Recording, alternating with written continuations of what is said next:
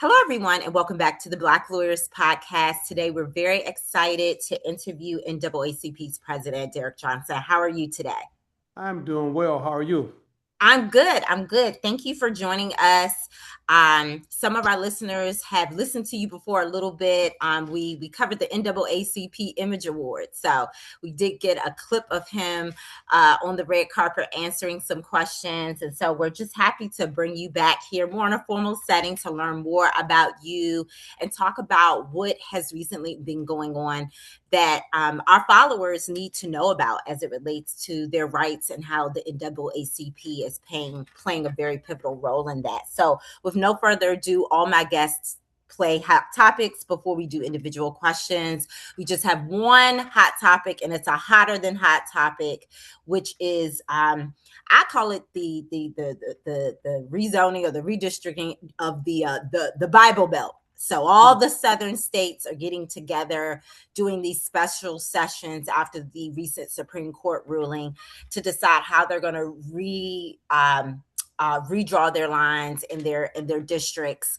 And unfortunately, the impact of that is it is diluting the Black vote and Black representation. In Congress. And so we know how much it took to get the Voting Rights Act where it was. So why don't we start that? How did the Supreme Court essentially gut that part of the Voting Rights Act, and then talk more about the sessions, and then finally what people can do to help combat what is happening? But assuming that a large part of your audience are Black lawyers, I try to not give too technical of an answer. But 1965 Voting Rights Act was passed in the backdrop of the Civil Rights Movement. Much of the information used to pass the act was gathering of data in Mississippi from 1964 Freedom Summer. And based on that, it was determined that local jurisdictions and many states, primarily in the South, were systematically preventing African Americans from exercising their constitutional right to vote. Um, the act was adopted. There were several sections of the act, but the two most important components was Section 4 and 5. When you put it together, it required jurisdictions that had a history of discriminating against African Americans, and it was got expanded later, and other communities before any practice, policy, or procedure can go into effect. It would need to be submitted for preclearance. That part of the act was gutted in 2012, a Supreme Court decision, and that only left the final really important component, which is Section 2. Section 5 was a preventive measure. Section 2 is once the harm has been committed, that if a jurisdiction have changed a policy, practice, or procedure, there was a mechanism to file the lawsuit. Say they did this based on race. What the Supreme Court just did was uh, uh, say that race isn't the factor or is a higher bar to prove race. It's higher than strict scrutiny in many ways. You have to have a smoking gun. That opened the door for legislative bodies to go back mid cycle to redraw their political boundary lines, which is really unprecedented. It's consistent with the administration and what they were seeking to do or what they've done in Texas. This is about power. It's about controlling the outcome of election. It's about minimizing the reality that we are in a climate where many entities are seeking to go backwards on issues like tax policy and regulations. And race is the perfect tool to use, both to rally a base to operate against their interests, but also mute our voices because we want to go forward. We want a society that's more inclusive, a society that would allow us to have expectations of inclusions, a society that would allow us to have a clear voice in the formation of public policy. So Supreme Court's made this decision. The individual states call what they call these special sessions to vote Hmm. on whether they're going to withdraw this district. In layman's term, if I'm in a district that is maybe majority Democratic and the black community around me mostly votes Democratic, and then all of a sudden my district is redrawn out. What happens? Is it that like I'm merged maybe with another district where I wouldn't necessarily vote for that person? I guess people are trying to understand how does it impact their vote? So the requirement of redistricting is to ensure that no political boundary lines is any substantive population greater or less than the neighboring political boundary line. So if you have a five-person city council, for example, and if you have out of those five, you have 100 people that who live in each one of those districts. Well, that is proportional representation. Everybody's vote has equal weight to everyone else. But if you have five districts and one district has 10 people, and the other districts divide up the remaining 90, that means the people in that one district, the weight of their vote is greater than their the same voters in the four of the districts. And so that was a Supreme Court decision, Baker Carr, that said you have to have a proportional representation. Well, many jurisdictions then went from there, say, you know what, we're going to have proportional representation, but we are not going to give equal voice to all communities. So we're going to draw the lines in ways in which, even if this community is 40% of the total population, in some cases 60% of the total populations, we're going to draw the line so they won't have a majority vote in any of the districts. We're going to intentionally draw these districts where we're going to crack it up. So you got a solid black community. We won't draw a district so that community can vote in unison. We're going to divide it up so each of the five take a piece out of the district so they'd never have a majority in any of the districts. Or they may say, you know what? Okay, it is a critical mass here. We're going to put every black person in this one district, knowing that we're going to have the other four districts. So even if they elect someone, is it will be four votes against one if needed. Or we're going to draw a district that look as if it's a majority black districts, but the voting patterns of this part of the black communities, they don't vote as much. They are home renters, and as a result of that, we know they won't be there long. So we draw it. So on paper, it looks as if it's an electable black district, but it's a phantom district. Those principles are called cracking, packing, or stacking. And so that's the methodology that Southern states primarily, but some urban northern areas they use to maintain power over the policymaking process. Mm. That's the nature of redistricting, and it happens every 10 years after the taking of the census. Mm, mm. Well, I always laugh and say I didn't go to law school to do math. You did a lot of numbers there, but I was actually able to follow it. Thank you, thank you, thank you. Sometimes you need concrete examples because sometimes when I'm Yeah. trying to explain, again, we have lawyers and law students listening, but the black community in general listens to this Yeah. podcast. So Well, I try you not to have to, assume people don't like understand all the concepts. So you did a really yeah. good job of just really giving a concrete example of how they could do it's not just one way they can do it. They can do it three different ways where it even maybe even appears to be fair and it still isn't. So You think about in law school corporations class, right? And we had to learn about cumulative voting. It's another form of that. I went to law school because I didn't want to do math. But at the end of the day, yeah. the guardrails of our Constitution and legal precedent, we have to understand how people are using these laws against us to maintain power, domination, and control. And so when I finished, I ran to this because, like, wow, this is fascinating because it is the most partisan activity that one can participate in other than the election itself. And I think they're on par because how you draw these political boundary lines, whether it's congressional seats, city council seats, county commissioners, or supervisors, it would determine, for the most part, the outcome of the election for the next 10 years. It may not determine the individual, but it will determine the political philosophy that the individual will represent for the next 10 years. And that's why this process is so important.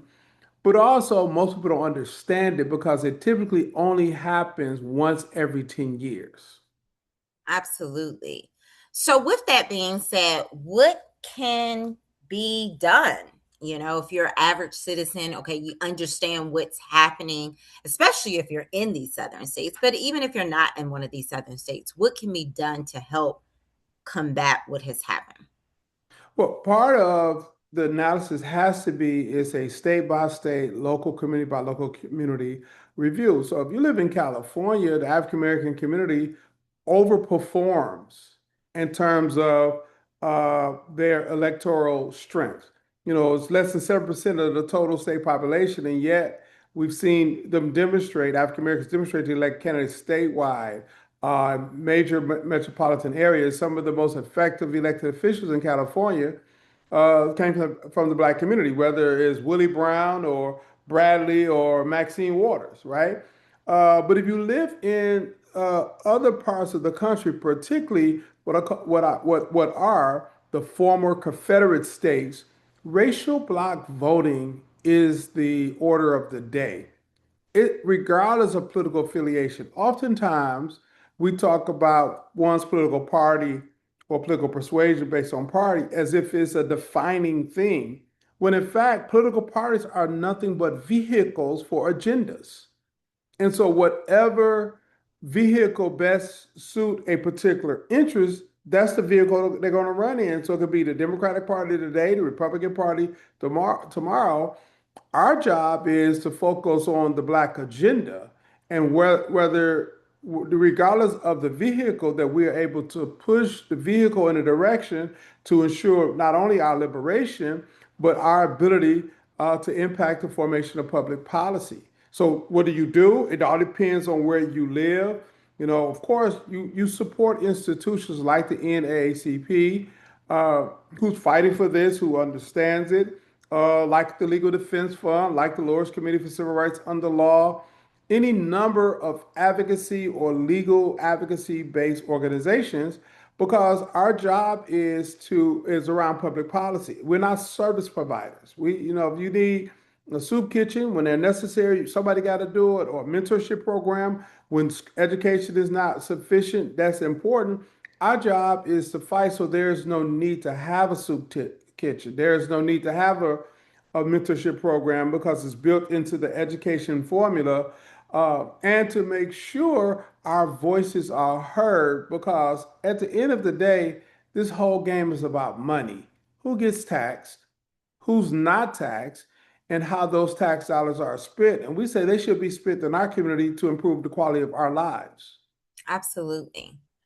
Well, thank you for that very, like I said, thorough explanation. I think anyone listening can really if they didn't understand what was happening before, I think they'll understand it with your explanation. And so that is why I said, well, if I'm going to get somebody on here that's going to explain it, it has to be Mr. Johnson. I know he'll give me a good explanation.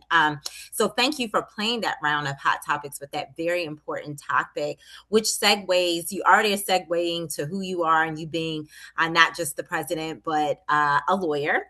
And we wanted to know first, who were you before going to law school, being a lawyer, being the president of the NAACP? Like, who were you before all of this? Sometimes I wonder, right? So, I born and raised Detroit, Michigan. Uh, Okay. I went to school, finished undergrad at Tougaloo College in Jackson, Mississippi at HBCU. Attended South Texas College of Law. Never thought I'd go to law school, but on Tougaloo's campus, everyone was either pre-med or pre-law. Hmm. I didn't want to take math or science classes, so I said pre-law. But what I really drilled down on was my love for history and politics, right? So political science, history major. and Mm-hmm. really embraced it because on that college campus, it was a safe space for not only the civil rights movement, but the social justice movement.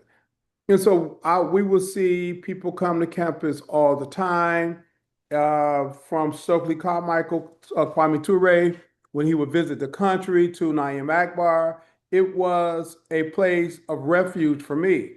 And we would sit under the library, we'd debate Black nationalism versus Pan-Africanism. We would talk about Christianity versus Islam, and Islam, whether Sunni, Shiite, Nation of Islam. I mean, all of that rich texture really has informed who I am today. And I really appreciate those moments because critical thinking skills is something that we all have to refine and continue to double down on in the backdrop of this AI reality. I hope the convenience of an AI tool don't dull our ability to really lean in and build on our critical thinking skills. And so, who I was before I sat in this seat was an individual on a journey who was just curious. Mm-hmm. Mm-hmm. Well, with that being said, do you think do you think you chose law and activism, or do you think law and activism chose you? I describe my journey more like Forrest Gump. Okay. It just kind of you how you wander into things. Activism is something I end up getting involved in ACP when I was an undergrad, and I sat in a meeting in Mississippi, being from Detroit, never been to Mississippi in terms of don't have any family, and I began to realize people I was reading about was in the meeting still actively engaged. And they were talking about a consent order around this particular school district. And it occurred to me, like, wait a minute, it's 1990 and this consent order is based on Brown versus Board of Education. Like, we're still fighting that because it didn't occur to me to connect that dots. And I'm looking at, wait a minute, and they're still alive. So you're talking about people who had gone through the civil rights movement, was able to persevere through all types of attacks and still pushing forward. Was that me choosing it or it choosing me? I can say that in that moment, I felt compelled because here it is.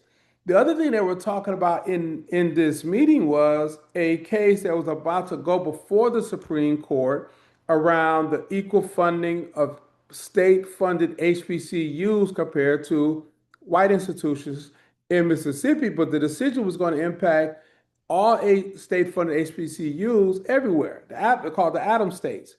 And I thought that was fascinating because I have this black lawyer in here talking about the case he about to go to the Supreme Court on, and it blew my mind because I grew up, I didn't know any black lawyers. That just wasn't my reality in Detroit, in the community I grew up in, and that was just fascinating. And so we get back on campus, and Chokwe Lumumba, who's from Detroit but in Mississippi, and I get to talking to him and other black lawyers. I'm like, this is something special here. But more importantly, I for the first time seen a pathway that I can actually go to law school because here are tangible people that I can see, touch, talk to, and from there, it was just been part of our journey. Great. And that was actually one of my questions. Was there a specific like moment or person that really solidified that? But you just answered that really beautifully, that it kind of all came together like, yes, this is something that I can do. I can go down this path. So you're in law school. Tell me, what was your favorite law school class? And then what class do you think, because sometimes while we're in school, we're just trying to get through. But what class in hindsight, so what is your favorite class, and what class in hindsight, even if it's not maybe the most favorite class, is probably the most important class you would use in the real world as a lawyer? So just the overall experience, I think I would never exchange the experience of strengthening my critical thinking skills. You go there, you learn Iraq method, And I find myself today, I walk into the room, I'm immediately doing Iraq math. Okay, what's the issue in the room? Here, the rule. Oh, you know how it go. Yes, issue, rule, That's right. application, conclusion. If you're That's not a right. lawyer, Iraq, that's what he's talking about. Yes, yes, that's what But we it all do. becomes a natural way of processing information really, really fast. And that's right. Uh, favorite class. Property was really good. I had a professor, Shelby Real Moore. property? You saying real property? You like real property? Nobody answered. You're probably the first guest I've ever said that said they like that. Oh man. Well, I think it was as much about the professor as it was the Okay, subject, right? I okay, mean, okay, fair. repairing rice and all that, yeah, but it was the professor because she was kind, she was caring, and you could feel her passion. Okay. Um, Constitution was hilarious because the professor, right? I can Right. recall we were talking about Brown versus Board, and he went through the class asking, why did they need to be a Brown too? Mm-hmm. And so Mm-hmm. we go through this, and he asked people, and he was like, "No, you're wrong. No, they're racist. No, you're wrong. This is a white guy, right? It's a white school." And he said, "Define it for me." All deliberate speed. Someone define it for me. What does it mean? And we go through the Mm-hmm. car. He said, "No, you are wrong. It's like taking a sleeping pill with S-Lax. Mm. All you get is a mess." And he says, even with a Supreme Court, we can land with political decisions where it is very clear that injustice exists. Mm-hmm. Wow, Mm-hmm. wow. And what we see now with this Supreme Court, we see the injustice in their decision, which only gives a conclusion that it's a political decision. It's not a real decision. Mm-hmm. Now, one of the most fascinating experiences I had in law school was criminal law. And Mm-hmm. where I think the subject was state of mind, Rims, May, state of mind. And we having the case was the Huey Newton case. And like I know this case, right? Pulled over by Highway Patrol. What was his state of mind when the troopers were shot? And the professor was having it, and I get called on, and as I'm explaining, I say, wait a minute. So the case says this, but the circumstances around the case is one, two, three, right? Because the case is very narrow, and you're not talking about the climate, the political environment. And the more I began to talk about all the other circumstances, she began to get angry, and I didn't know it because she's a former prosecutor. Mm. I leave out of that class, and Professor Moore say, "I need to see you in Dean Gina's office now." We Mm. had one dean, two black professors at this time, and Professor Jenkins come in and it says, "You are not to say another word in that class. That you are here to graduate. You're not here to convince people of anything." And I'm Mm. sitting there like, "What's going on?" She says, "I was just in the faculty lounge and I'm glad I just overheard. That professor is angry. She's going to try to flunk you. And so from this point on, we're going to pick what teachers you have because we don't want her to poison other professors against you." And I'm sitting up dumbfounded like, but we're talking about the case. And I remember Professor Jenkins says, "Shut up. Listen to us. I love me some black women." Said, "This is what's going to happen. Shut up. Listen. Shut up and listen." And she was so sweet and pleasant, but all three of them, like, I credit them first, Gina, who's the dean of admissions, for getting me in law school and giving me a little money, and I credit both of them for not forgetting what and who we represent. And Mm-hmm. they were there to help build critical thinkers in a law school that was not familiar with African Americans, specifically men, during this time in law school. That it was a Mm-hmm. standalone law school that was created for oil executives who worked in the Mm. oil industry and at that time Enron. And that in my section, it was 8 blacks out of 120, and that was the largest number of blacks in one section. It was 3 sections. And so it wasn't a whole lot of us there. Mm-hmm. And they were very clear. We got you here, we're going to get you out, but you got to follow this path. And it's narrow in this conservative law school. Mm-hmm. That was one of the most profound experiences I had because they didn't have to do that.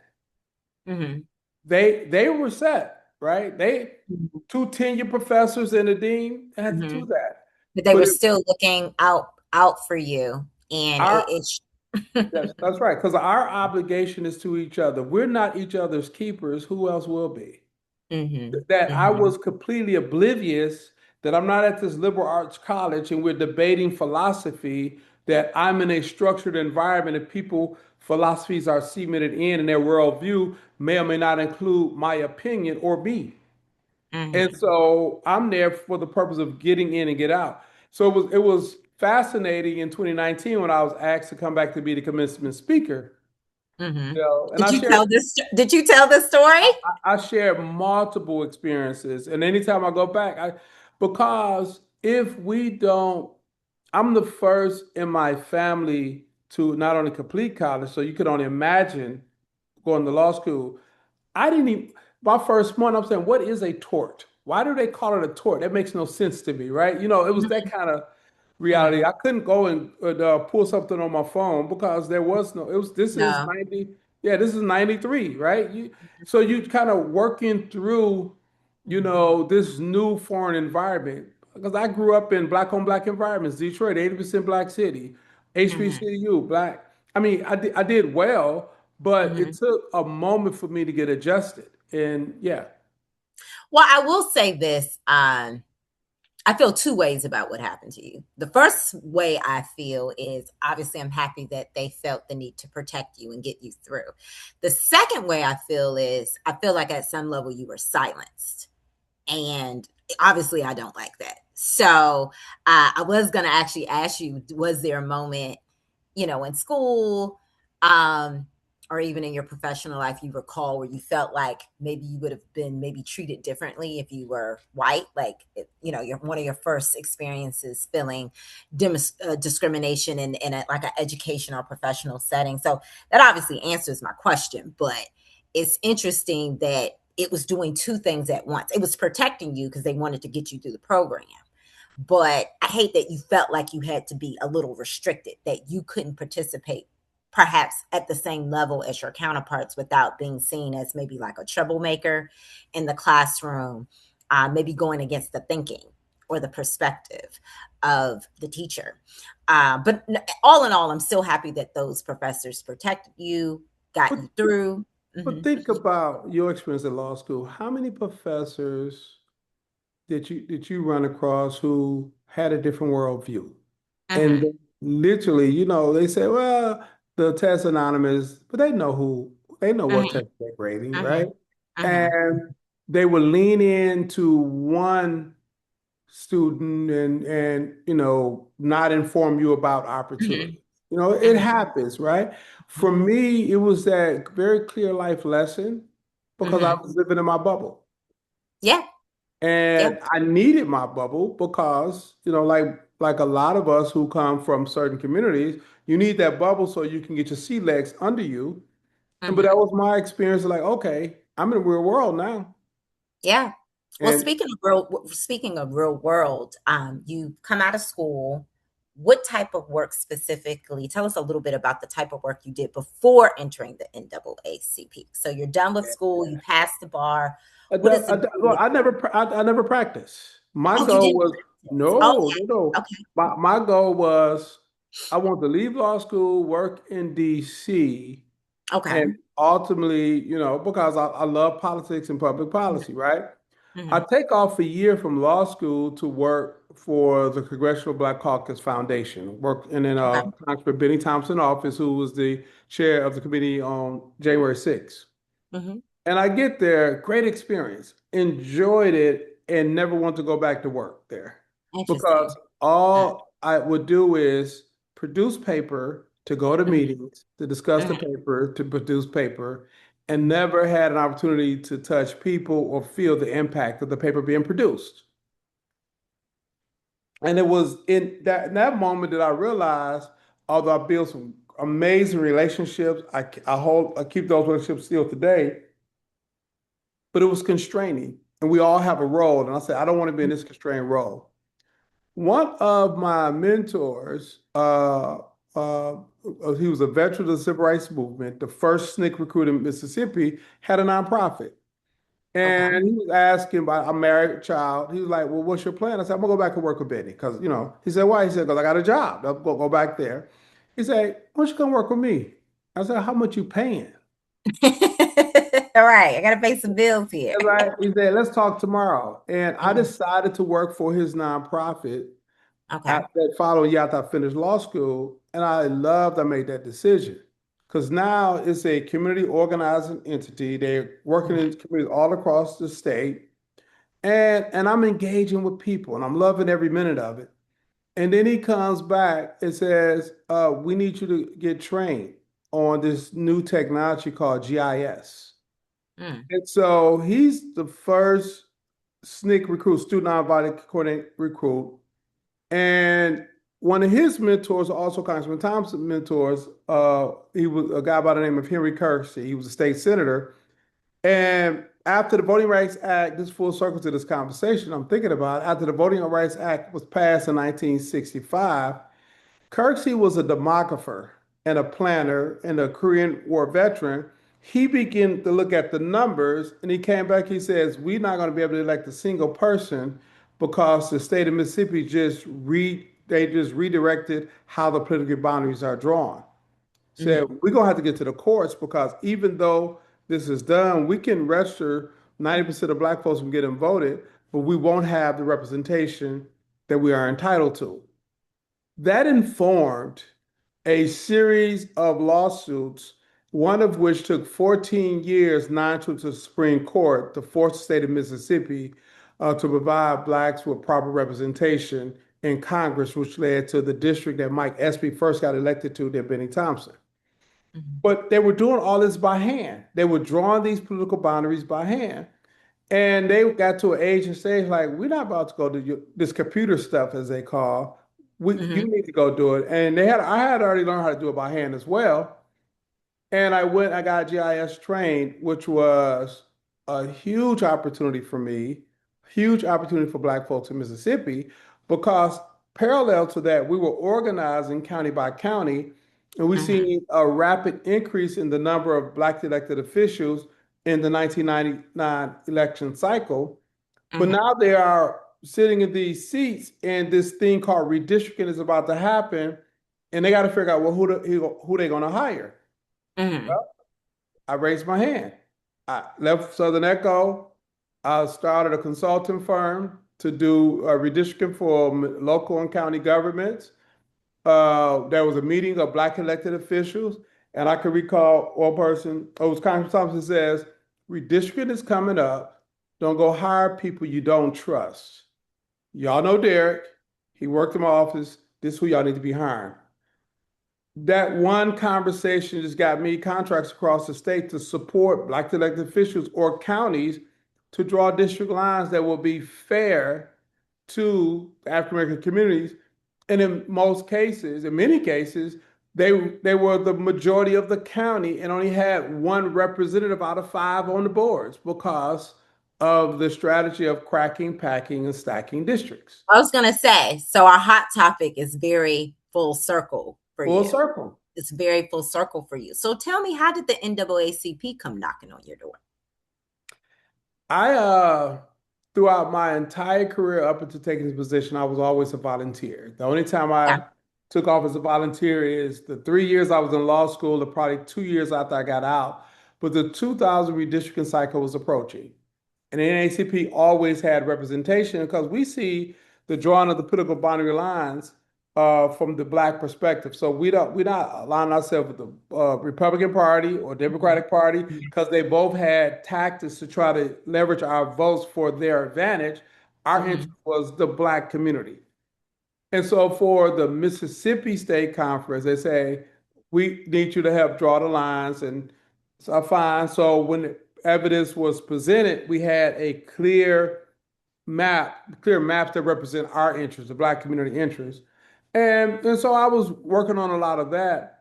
And then the some of the elders says I was before that I was state youth president while I was an undergrad of the NAACP, and they came back and says we need you to serve as a state officer. Like I really don't have time. By the time I have three kids, I ain't got time.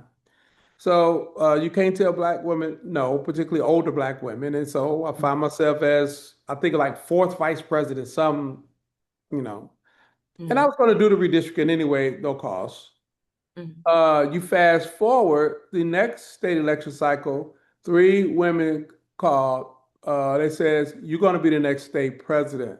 I was like, it's a volunteer position.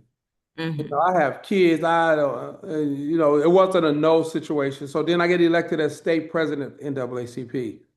Okay. It was before Katrina, and we were Okay. able to aggressively respond to Hurricane Katrina. That storm hit the Gulf Coast of Mississippi. Most people only seen the residual flooding in New Orleans. The Right. devastation was off the chart.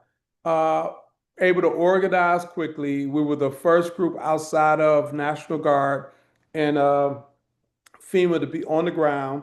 There were only three groups able to go up and down the main thoroughfare. We were one of them. We set up a recovery first in East Biloxi, the first there, and within 2 weeks we had 22 distribution sites across the Katrina affected area. A Mhm. lot of foundations and donors took note. They want to be. They says we want to invest in what you're doing and NACP on the ground is a C4. They said, no, we want you to have a C3 and they invested. So we created an organization now called One Voice. And my goal was to support existing Black infrastructure, not supplant them. And that's really key because in Hurricane Katrina, what was really apparent the how black folks was able to weather literally that storm and survive past that was because of the black church, because of D9 organizations, because of filling the blank around our black infrastructure institutions. And I wasn't going to go and get an organization to get foundation money and then supplant them. Said, no, we need to strengthen what they're already doing, make sure they're staffed. If you take all of our black organizations and you take the semantics out of the conversation, all of our mission is to serve each other. It says the Mhm. same thing with different words, right? And so, One Voice was created to support Black infrastructure in the state. We've grown that to the point where it's in the 15 year of called Mississippi Black Leadership Institute, where we bring people together once a year over 9 months. It's a great piece. Well, that work in Katrina was notable in ACP nationally, and so I was recruited to run and get elected to the National Board of Directors, and then ended up being the vice chair of the board. Uh, and the executive committee of the board realized that we had some serious trouble. They decided not to renew my predecessor's contract.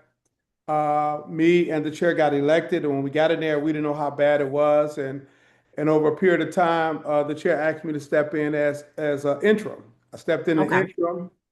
Mhm. From there, gave a report of around systems, what was going on. We were in dire straits. And then the board asked me to stay permanent, Mhm. July to be 9 years.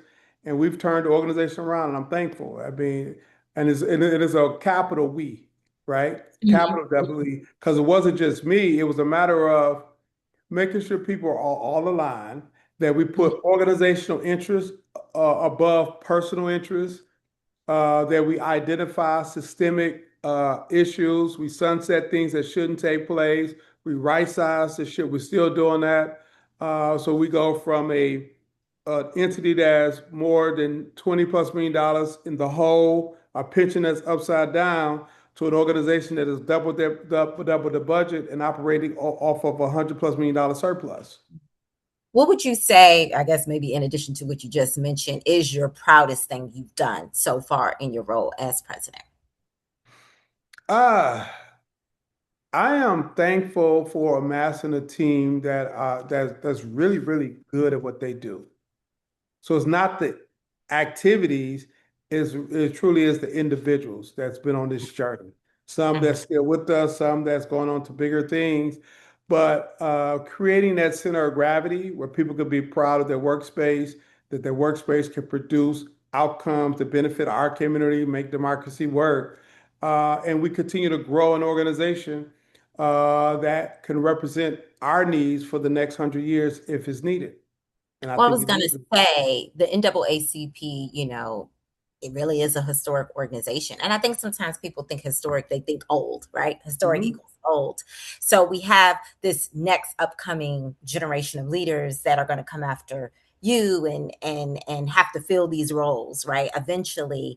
How does the NAACP continue to adapt? Because one of the things interesting that you said, one of the first things you did, you got trained on this new technology. We now have like AI, we have social media is such a centerpiece of how you communicate now. So, how does the NAACP, being a historic organization, still kind of adapt with the times so that it's still attracting the leaders it needs to move forward? Focus on the needs of the organization or the community for the future, always. Hmm. Uh, we are an intergenerational organization. We've always been. I was able to come up as in a college chapter and gain skills and build relationships.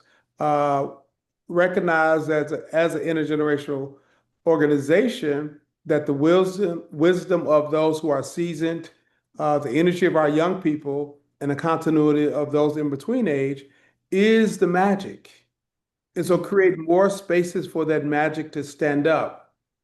I talked about Hollis Watkins, SNCC recruit, but Cortland Cox, for example, also SNCCer. He and Stokely Carmichael grew up in New York, went to Howard. They ended up in Mississippi doing the movement.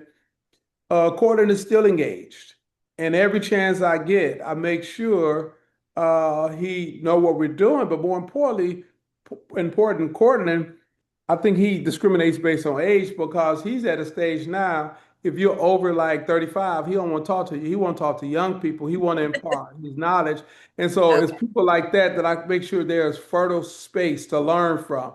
We were sitting Mhm. the other day, a young lady who's on staff, Maria. She's 30, really good with social media. And Courtney started asking her about the video she was capturing less than 2 minutes because he's learning. And and she's talking, and I'm thinking like, Maria, you don't get it. He's about to put you to work. You don't even know it, right? That's beautiful because much of what we are witnessing in this climate, we've seen it before, packaged differently, dressed a different way, but it's still the outcome around individuals trying to maintain a system of domination, power, and control. And Mhm. so we Mhm. have to always keep those spaces and get out of this conversation of a us versus us, young versus old, male versus female, because it has Mhm. to be us for us. Our movements have always been successful when it's just us for us. Our Mhm. movement has been most productive when that energy of young people is driven by the wisdom of those who are seasoned, and we ensure that the gender conversation don't cloud the decisions moving forward. Ella Mhm. Baker was one of the most effective organizers, not because she was a woman, but because she was a woman who recognized a bunch of chauvinistic men who got who was short-sighted on what should happen. So she Mhm. went out and she recruited young people to be engaged. But when she did that, she went to the communities where she knew she had some older, seasoned veterans Mhm. from World War II men who wasn't scared. And when you put Mhm. that together, that's when you get friction and movement and activities that produce outcomes. And that's what we always need to stay focused on. Absolutely. Okay. Well, last two questions. I know that a big part of what you've done in your leadership while you've been there is the financial piece. So, Mhm. ownership, financial literacy. But then people scream, "Well, we got student loans. How can we get all this education? We got student loans. The price of housing is so high. A lot of people don't have a lot left over to even take that next step in ownership or investing and things like that. So, what is the NAACP doing as it relates to the financial piece to the Black community and assisting with that? Like, what's happening now and what initiatives are happening moving forward? So you talk about student loans. Funny, the cancel student loan debt campaign, that was our campaign, right? Mhm. We Mhm. we conceptualized it, we managed it, and then we said, you know what, this cannot be quarantined under our organizational identity. It has to be a part of people lived experience. And so we will put the talking points together, we'll do the focus groups, but we start looking at the nuances of the actual law. And so you get a new administration to come in, say, oh, we want to close a wealth gap. Well, there's no credible pathway to close a wealth gap until they address the student loan crisis where people could not forgive in bankruptcy. But there was a nuanced law with the Public Service Loan Forgiveness Program. We also looked at, well, who are the largest employers of African Americans? It was government. Government Mhm. employees qualify Mhm. for public service loan Immediate forgiveness, relief. Mhm. right? Mhm. Mhm. But it was being bottlenecked at the agency. And so when everything was being negotiated, we were saying retire $50,000 debt, and people was negotiated at the end of the day, we made sure it was easier to have your loans forgiven through that program after 10 years of service or whatever the case may be. We seen north of, I think it was about 4 point something billion dollars in loan forgiveness off of Mhm. that policy change alone. Mm. So if you tell you want to get to home ownership, you want to get to entrepreneurship, you can't, there was no credible path there with the Mhm. individuals who were most prepared because of educational background to either become homeowners or improve upon the quality of their housing stock. Because we had some homeowners, but it was poor quality because that's what they will qualify for because of student loans. And so Mhm. that's some of the stuff that we do strategically because it's about public policy. It's not Mhm. about financial literacy programs. That's great. Somebody Right. has to do that.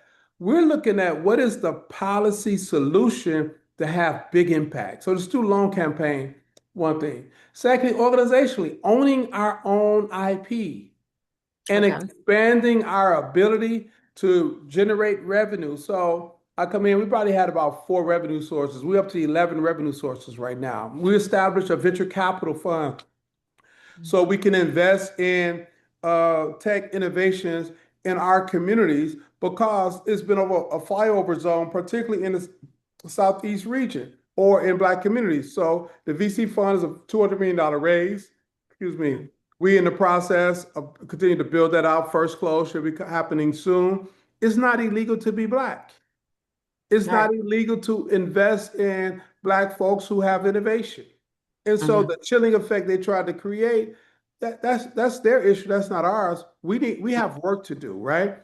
Secondly, we looked at joint venture opportunities. How we are seen on screen is how we are treated in public policy in corporate spaces. And so Mm. we have a joint venture with CBS Studios, the soap opera that should be on in about 5 Yes, Beyond minutes, the Gates. Beyond the Beyond the Gates. Gate. I love that. I didn't know you guys were a part of that. Oh, We are that's our show. We are executive producers of that show. You is wow. coming on in 5 minutes. My name pop up, right? Not that my name matters, but it's NACP production, and we have several other projects in the pipeline. We're trying to get on platforms. All of those things is about how do we really leverage and demonstrate the power that we have as a community. And my goal is to do it through the organization that represent Black folks. Absolutely. Well, last question.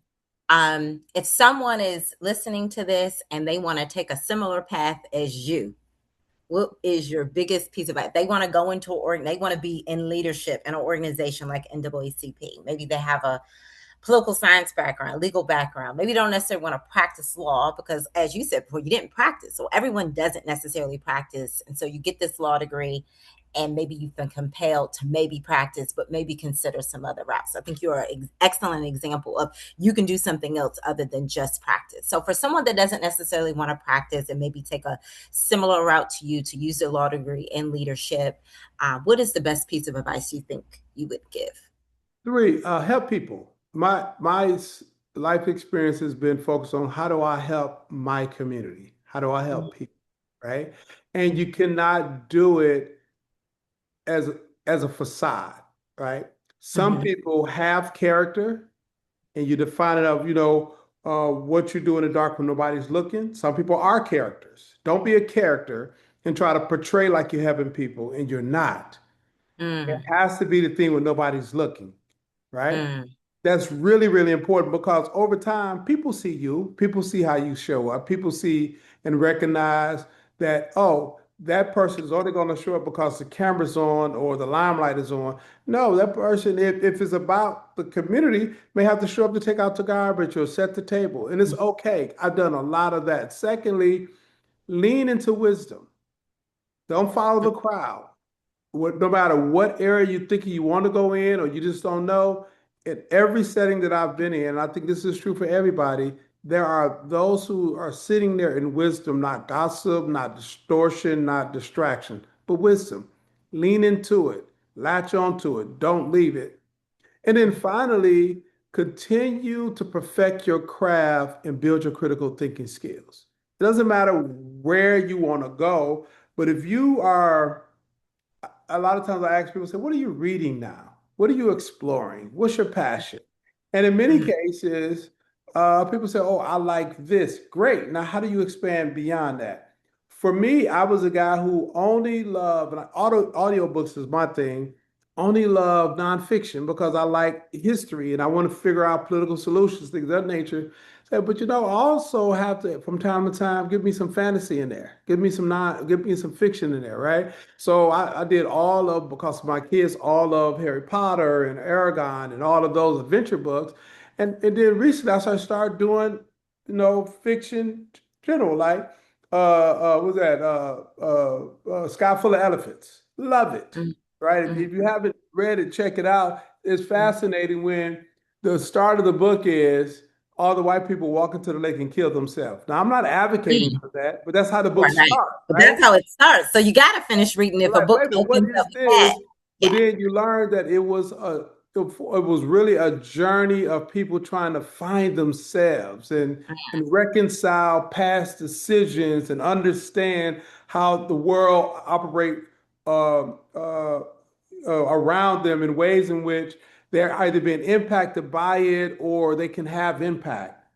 It's Mhm. like, whoa, this is a different journey for me. It just refine your craft, Mhm. embrace knowledge as you strengthen your critical thinking skills. So those are my three things. Well, you said wisdom, so I'm going to leave my audience with something you have told others frequently. Do well for yourself and do good for your neighbors. That is something that you've been quoted to say, especially to Mhm. young folks. So if you're listening to this and you're looking for a path, I think someone can definitely pull from that well-known quote from you.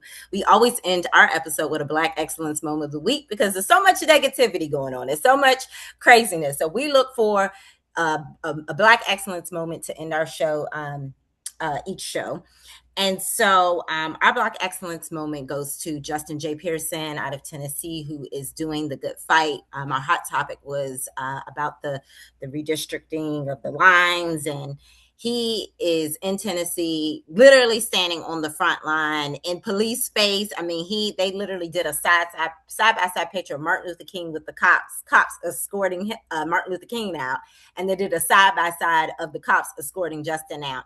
And I said, wow, I feel like I'm in a time warp. It almost is like things have not changed. And as you said, in some states, some things have not changed. And so we want to help out these states that are in particularly being affected by this. So we appreciate your insight and your knowledge and explanation of what's going on. If you want to support the NAACP, you can find them anywhere online at the NAACP. Obviously, separately, there's obviously also the Legal Defense Fund. So we're just so happy that you've joined us, and we look forward to continue to work with the NAACP with the Black Lawyers Podcast to get the message out, get the help out, and actually affect change moving forward. Listen, thank you for the opportunity and continue to do the work that you're doing. Thank you. And as always, everyone, we're rooting for everyone Black. Take care, everyone.